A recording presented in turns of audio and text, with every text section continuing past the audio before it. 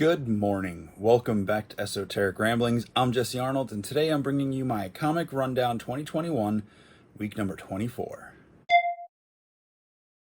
Hey everybody, welcome back to the channel. Thanks for joining me here today. It is week 24 of the 2021 Comic Rundown for my comic haul for the week. And just want to shout out real quick to everybody who's been interacting this week. Thank you very much. It's been fun. Really enjoying getting into some messaging and stuff with people on here. So yeah, keep it up. I'm enjoying it. Let me know what you think about these books in the comments, or if there's something that I'm missing.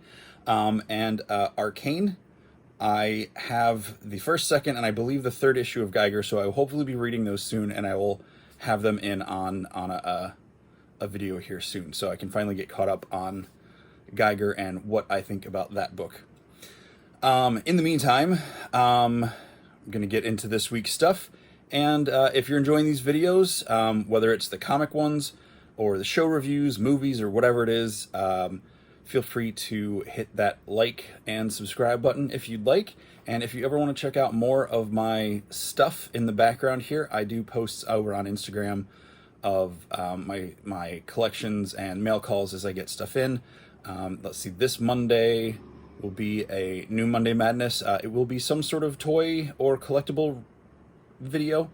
I do plan on going out to a couple places over the weekend to look for some stuff, so I will have more on that on Monday.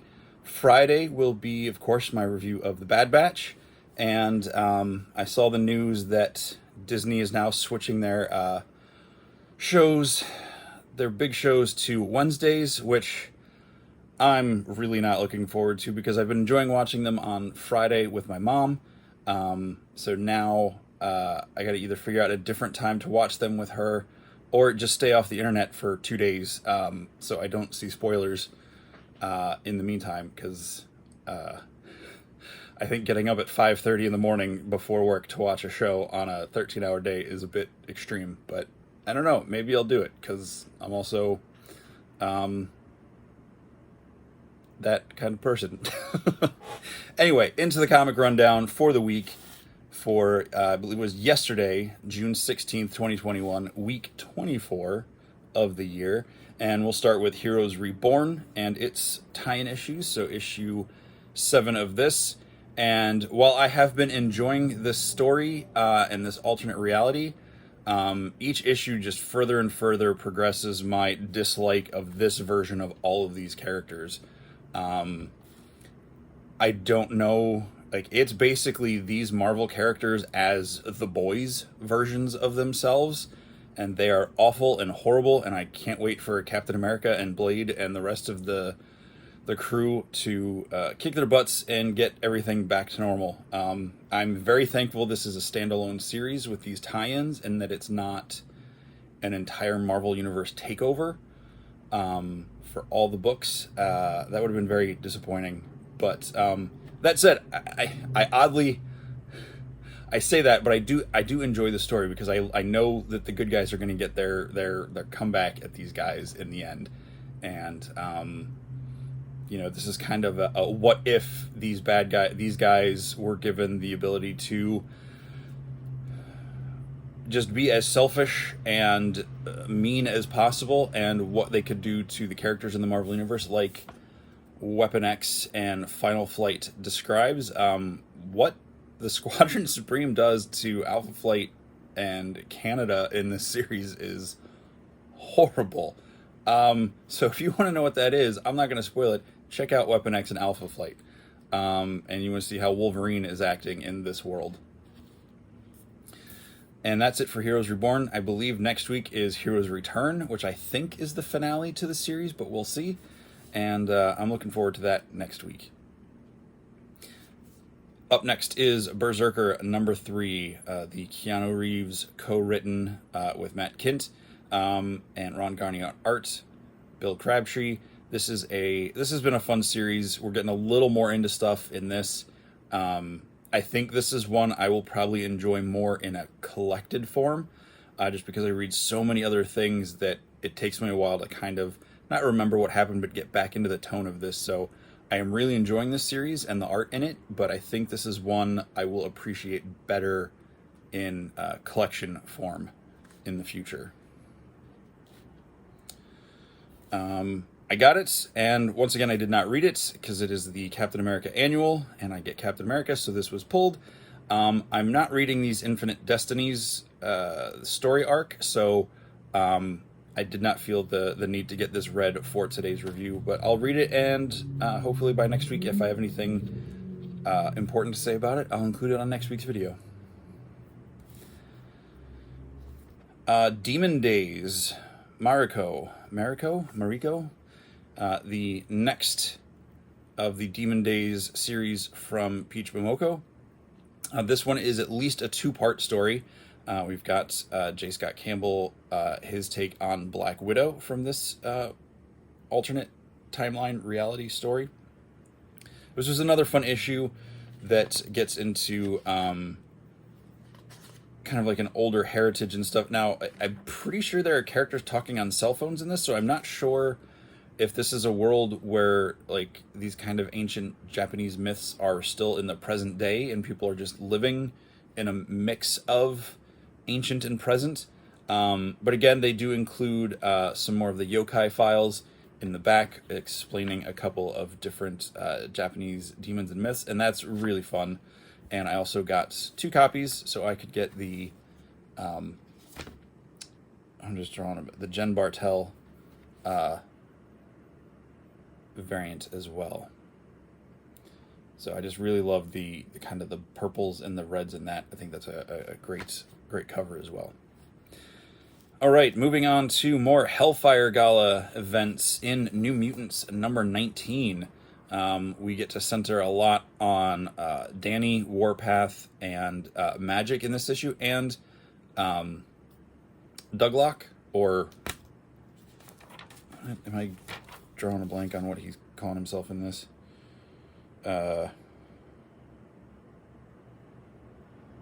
Seriously, he's one of the main characters in this book, and they don't have him listed here. Oh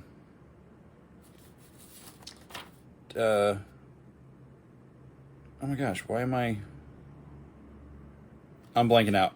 The Warlock, this guy. As he's trying to find his identity since Doug is now married and in his kind of honeymoon stage with Bay, the Blood Moon from Araco. So yeah, he's trying to find his place, and that's just kind of a fun, a very personable character moment throughout this issue. I really love that there's this really stuck-up jerk of a human artist in here. I don't know if that's meant to be a reference to a real person or not, but I love the way that they kind of put him in his place in this issue, the way he's behaving. So I don't like the subplot of this story involving Honey Badger, aka Scout, aka Gabby. I feel like this whole new era of X-Men stuff has really hurt Laura Kinney and Gabby's character development progression. Gabby's had some more cool stuff, but she's been so cut off from Laura, and I don't like that. And so Gabby's been okay on her own, what they're doing with her character, but the fact that she's separated from Laura, I don't like, and how they've been dealing with Laura. Now, the whole story arc with her and Sync in the vault with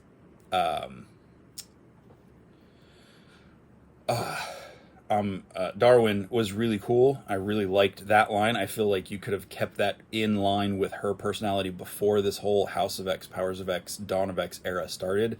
I feel like that whole X-23 all-new Wolverine series from Tom Taylor and those guys just really is almost... At this point, it feels almost pointless. So hopefully that comes back into play at some point, whether it's after all this Hickman era stuff, or if it comes back into this, I'd really like it. I just feel Laura had so much development and progression in that series that's just been chucked out the window. Now she's just slightly older, slightly more in control, moody female Wolverine. And we'll see what Dugan does with her on the actual X book. So I am looking forward to that. Up next is the Planetsized XMen #1. I believe this is the Pepe Larraz cover. Had to go with that one because it's got Rogue down front. I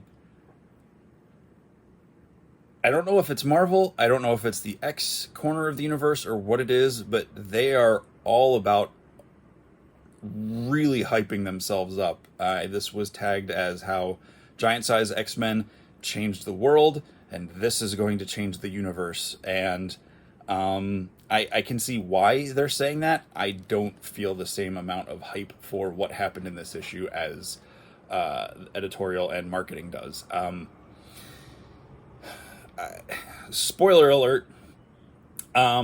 They basically the mutants basically create a mutant homeworld now, and I won't get into too many details on that. But this is now a thing. There's now a mutant planet, and it just is doubling down hard on how pretentious, stuck up, and separated from the rest of humanity the mutants have all just aligned with Magneto's philosophy of Homo Superior. And I say this probably every week when I talk about the X books, but I hate it.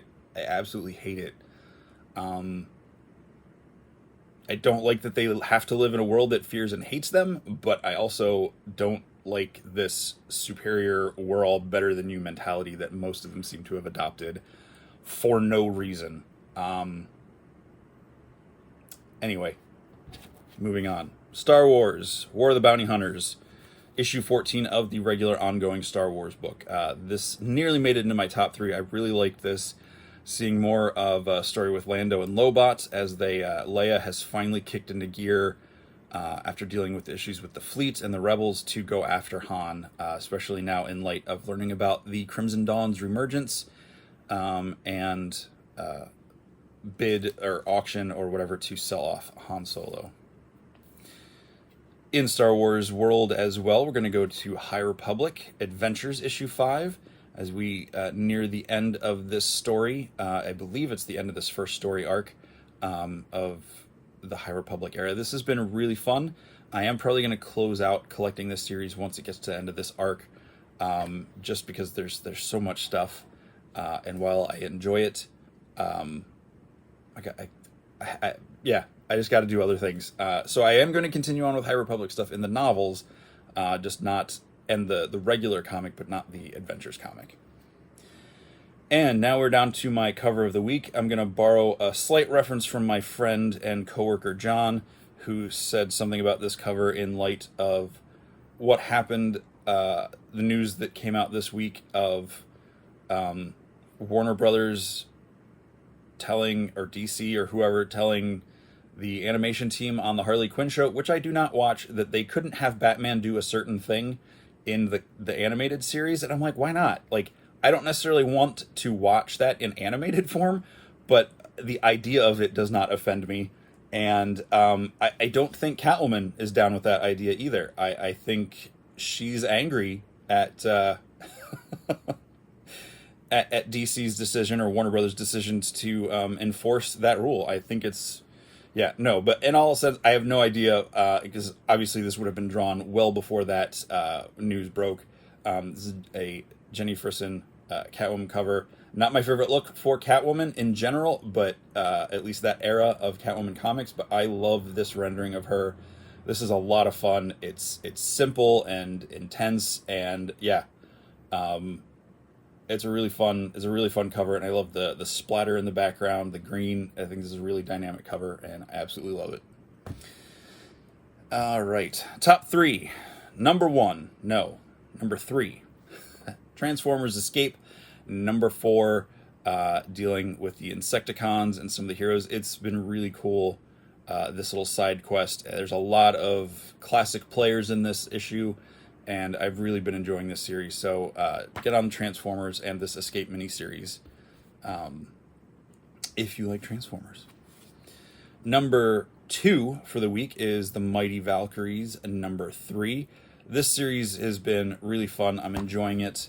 The art as it cuts between two different eras is really cool. And I gotta say, it has probably one of my favorite lines in comics in a while. Mr. Horse, Jane Foster's flying horse, says, thy time was not wasted. Thou did see a man with lion eyes for nipples, after all. 'Tis not every day. Because she fought Craven the Hunter. And I just love that the horse is pointing out the absurdity of Craven's costume. And I love it. This was a lot of fun. Really like this series. And my number one for the week, Part 2 of the Bride of Doom Fantastic Four, issue 33, with another amazing cover from Mark Brooks. Seeing the Fantastic Four all dressed up in their blue-hued Latverian best as they go into the wedding of Doom and Victorious. And, of course, shenanigans. It is the Fantastic Four and Doom, after all, so there's no way that was going to end without some sort of at least hiccup and misunderstanding. So, and it's way more than a misunderstanding. So I can't wait to see where the rest of that story plays out. All right, that's it for today. I hope you have a great Thursday or whatever day it is you watch this. I'll be back tomorrow with my Bad Batch review, and I will be back Monday with Monday Madness with some sort of toy collectible video next week. So once again, thank you for watching. I really appreciate it. Hit some comments up. Let me know what you're thinking. If you want to know more, if I skimmed something or you want more details, let me know. I'm interested to see what you have to say. Or if you just want to offer your opinion on these books. Or tell me something I should be reading that I'm not. All right. Have a great day. Thanks for watching. And as always, ramble on.